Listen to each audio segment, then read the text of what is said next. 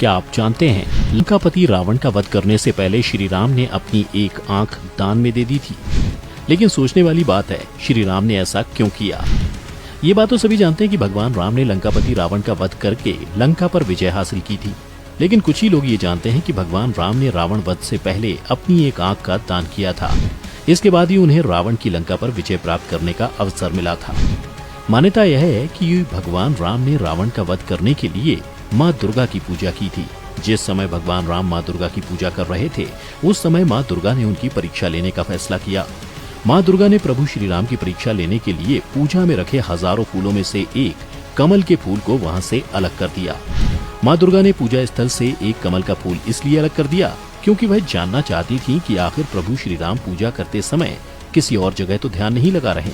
साथ ही साथ दुर्गा माँ यह भी जानना चाहती थी कि श्री राम सच में उनकी पूजा कर रहे हैं या सिर्फ वह उनके सामने बैठे हैं। इसके बाद थोड़ी देर में जब भगवान राम को लगा कि पूजा स्थल से एक कमल का फूल कम है, तब उन्होंने माँ दुर्गा को अपनी एक आंख दान करने का फैसला किया।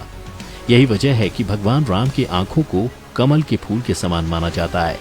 जैसे ही प्रभु श्री राम अपनी आंख को दान करने के लिए उसे बाहर लाने की कोशिश करने लगे, तभी माँ दुर्गा उनके सामने आ जाती हैं और प्रसन्न होकर उन्हें विजय का आशीर्वाद दिया। इसके बाद श्री राम और रावण का प्रलंकारी युद्ध हुआ। इस युद्ध में रावण के भाई विभीषण ने श्री राम को यह भेद बताया था कि रावण की नाभि में अमृत कुंड का वास है। जब तक अमृत सुरक्षित है, रावण का कोई कुछ नहीं बिगाड़ सकता। अगर रावण की नाभि पर हमला किया जाए तो ही उसकी मृत्यु होगी। यह रहस्य जानने के बाद श्री राम ने रावण की नाभि पर तीर चलाया और रावण की मृत्यु हो गई। आपको बता दें कि ये कथा सिर्फ इतनी ही नहीं है, इसका संबंध रावण की पत्नी मंदोदरी से भी है, जिसने यह रहस्य बताया था जो बाद में रावण की मृत्यु का कारण बना। एक बार रावण, कुंभकर्ण और विभीषण ने ब्रह्मा जी की कठोर तपस्या की। तीनों के कठोर तप से ब्रह्मा काफी प्रसन्न हुए और उन्होंने वरदान मांगने के लिए कहा, जिसके बाद रावण ने ब्रह्मा से वरदान में अमरत्व मांगा। इस वरदान से ब्रह्मा जी विवश हो गए और बोले कि किसी भी प्राणी को अमरता का वरदान नहीं दिया जा सकता, इसलिए तुम कोई और वरदान मांग लो। लेकिन रावण अपने हट पर डटा रहा। रावण के हट के कारण ब्रह्मा जी ने उसे एक खास तरह का तीर दिया और कहा कि तुम सिर्फ इसी तीर के प्रहार से मृत्यु के मुख में जा सकते हो, इसके अलावा किसी शस्त्र से तुम्हारी मृत्यु नहीं होगी। जब युद्ध में श्री राम रावण को मारने में असफल हुए, तब विभीषण ने उन्हें रावण की नाभि के अमृतपान के बारे में बता दिया। लेकिन विभीषण को ये नहीं पता था कि वो ब्रह्मा जी का दिया वो बाण कहाँ है, जिससे रावण का वध किया जा सकता है। वहीं यह रहस्य जानने की जिम्मेदारी हनुमान जी को सौंपी गई। हनुमान जी ने ज्योतिष का रूप धारण करके लंका पहुंचे और लोगों को भविष्य बताने लगे। उनकी चर्चा सुनकर मंदोदरी भी अपना भविष्य जानने आई।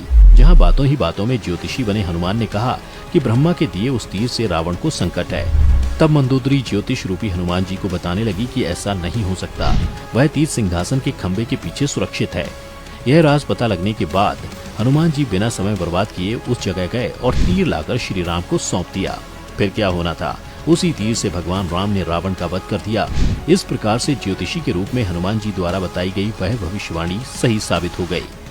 बता दें, रावण ने जब सीता का हरण किया था, तब विभीषण ने रावण को बहुत समझाया कि पराई स्त्री का हरण महापाप होता है। इसके साथ ही वह यह भी कहता था कि सीता जी को श्री राम को लौटा दो और हमेशा धर्म की शिक्षा देता था। लेकिन रावण ने उसकी एक ना सुनी और अंत में जाकर रावण की यही जिद उसकी मौत का कारण बनी।